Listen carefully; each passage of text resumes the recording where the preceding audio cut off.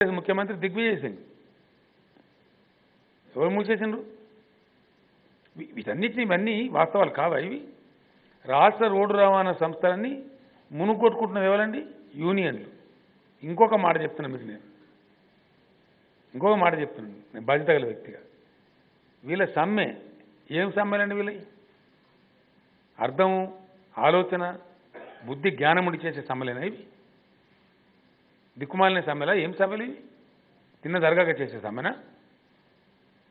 ఎప్పుడు తప్ప తెలుసా? గత 40 years మీరు ఆర్టిస్ట్ స్ట్రైక్స్ హిస్టరీ తీసుకోండి.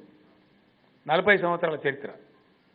కాంగ్రెస్ గవర్నమెంట్ ఉంటే సమ్మె తప్పదు, టీడీపీ గవర్నమెంట్ ఉంటే సమ్మె తప్పదు, మధ్యలో మళ్ళీ కాంగ్రెస్ వస్తే మళ్ళీ తప్పదు, మళ్ళీ ఇప్పుడు టీఆర్ఎస్ ఉంటే సమ్మె తప్పదు. ఏం కారణం అండి దీని వెనుక? ఇదేందో తెలుసా మీకు అసలు? వీళ్ళకు 3 ఏళ్లకు 2 ఏళ్లకు 4 ఏళ్లకు ఒకసారి దిక్కుమాలిన యూనియన్ ఎలక్షన్ ఉంటాయి. యూనియన్ ఎలక్షన్లు జరిగే ముందర చేసేటువంటి ఒక పనికి మాలిన సమ్మెలు, అర్థం లేని సమ్మెలు, తెలివి తక్కువ సమ్మెలు. యూనియన్ ఎలక్షన్ల కోసం పెట్టే గొంతెమ్మ కోరికలు పెట్టి, అలవిగాని కోరికలు పెట్టి, దాన్ని సమ్మె రూపంలో కార్మికులను టెంప్ట్ చేసి 4 ఓట్లు రాబట్టుకునేటువంటి చిల్లర మల్లర యూనియన్ రాజకీయాల సమ్మె. ఈరోజు నేను గ్యారంటీగా చెప్తున్నాను మీకు, నేను బాధ ఉంది నాకు కూడా. మీరు ఇంత ముందు ఆ బ్రదర్ అడిగినట్టు ఆర్టీసీ సమ్మె ముగింపు ఎక్కడదండి? ఇంకా ఆర్టీసీ ముగుస్తుంది. Yes, it is a fact. It is going to happen. Because ఈరోజు పరిస్థితి అని తెలుసా అండి? 5,000 కోట్ల రూపాయల అప్పులు వాళ్ళకు. 5,000 కోట్ల రూపాయలు. ఒక నెల కిస్తీ కట్టకపోతే ఎన్పిఏ అవుతుంది ఆర్టీసీ. 1 month కిస్తీ కట్టకపోతే. అవన్నీ బ్యాంకులు ఇచ్చినాయి, అప్పులు ఇచ్చినాయి. ఆర్థిక సంస్థల వాళ్ళు ఊకోరు. వీళ్ళ వకీలం పెట్టి అబద్ధాలు, పచ్చి అబద్ధాలు, పీఎఫ్ సొమ్ములు గవర్నమెంట్ తీసుకుంటుందా? ఎవరు తీసుకోలేదు. వీళ్ళకి ఇచ్చే దమ్ము లేదు ఆర్టీసీకి.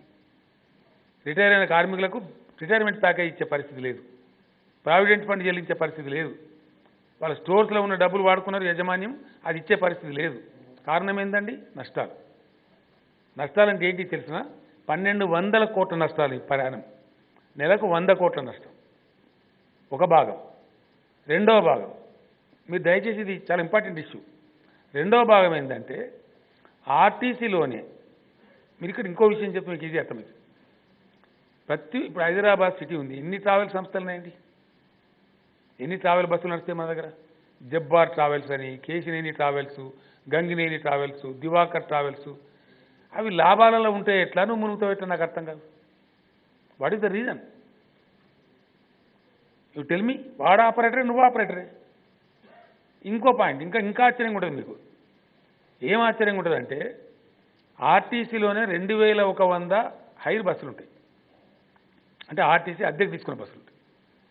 ఆర్టీసీ నడిపేది ఒక 8,000 చిల్లర ఉంటాయి.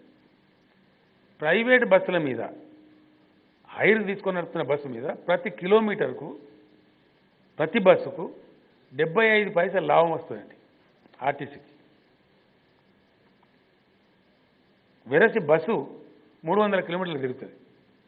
300 కిలోమీటర్లు తిరిగితే ఒక రోజుకు ఒక ప్రైవేట్ హైర్ బస్సు మీద 225 రూపాయలు బెనిఫిట్ వస్తుంది ఈచ్ బస్ పర్ డే. వేరే 225 into 2,100 ఎంత అవుతుంది? 4 లక్షల పైచీలకి అవుతుంది. ఇది ప్రతిరోజు వచ్చే లాభం. On the other hand 8,000 RTC బస్సులు ఉంటే ప్రతి బస్సుకు, ప్రతి కిలోమీటర్కు 13 రూపాయలు నష్టం వస్తుందండి. ఇక్కడ బారాన లాభం వస్తుంది ప్రతి కిలోమీటర్కు, అక్కడ 13 రూపాయలు నష్టం వస్తుంది. ఏం కారణం? ఎందువల్ల? ఇదేనా యూనియన్లు కార్మికులను నేర్పించే విద్య? అంటే ఏం చేయాలా వీడు?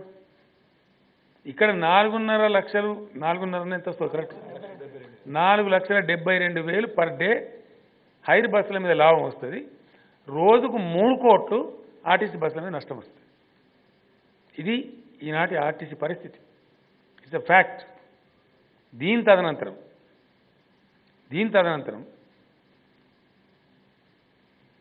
వీళ్ళ డిమాండ్లలో ఏం తెలుసా? అద్దె బస్సులు తొలగించండి, అంటే నిండా ముంచాలి. మేము 1 అదనం పని చేయాల్సి వస్తే, ఒక అర్ధగంట అదనం పని చేయాల్సి వస్తే ఏం డిమాండ్ పెడతారు తెలిసిన మీకు? సిటీ బస్సు ఉంటుంది. మనం కూడా సిటీలో ఉంటున్నాం.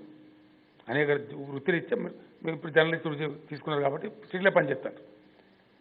ఎవరు నా పోటీ మీటింగ్ పిలుస్తామని మీరు పావు గంట ఆల్చి మొత్తం అడిగాలి. ట్రాఫిక్ అయితే 10 నిమిషాలు వెనక ముందు అవుతుంటారు. కారణం ఏంటి? ట్రాఫిక్. ఎవరమైనా ఆగిపోతున్నాం. అందరు ఫేస్ చేస్తున్న సమస్య అది. వీళ్ళకి అట్లా కాదట. సిటీలో మాకు టైం ప్రకారం నడపాలి, అవసరమైతే కిలోమీటర్లు తగ్గించాలి. ఇలా డిమాండ్ ఒకటి. అంటే ఏంది? మేము నిరంతరంగా ఈ దిక్కుమాలిన యూనియన్ల నాయకత్వంలో ఆర్టీసీని ముంచుతాము.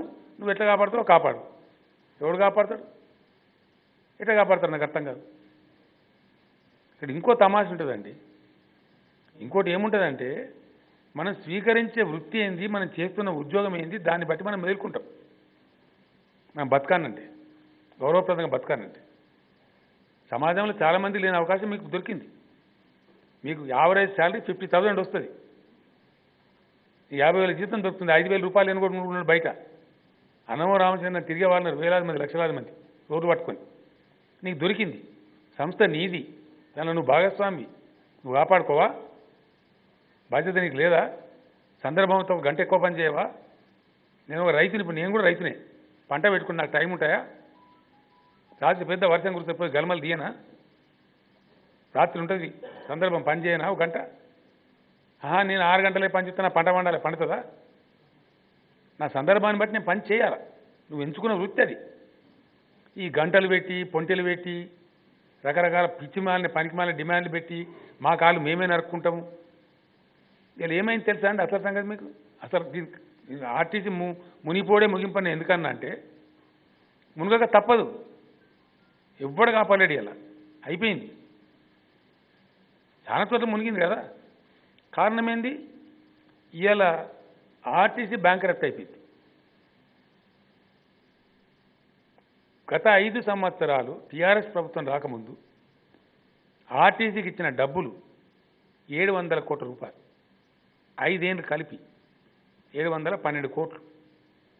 లాస్ట్ 5 ఇయర్స్, టీఆర్ఎస్ కన్నా ముందున్న 5 ఇయర్స్. ఇవి అబద్ధాలు చెప్తాను అనుకుంటే గవర్నమెంట్ రిలీజ్ చేసేవి, స్టోరీలు చెప్పరాదు.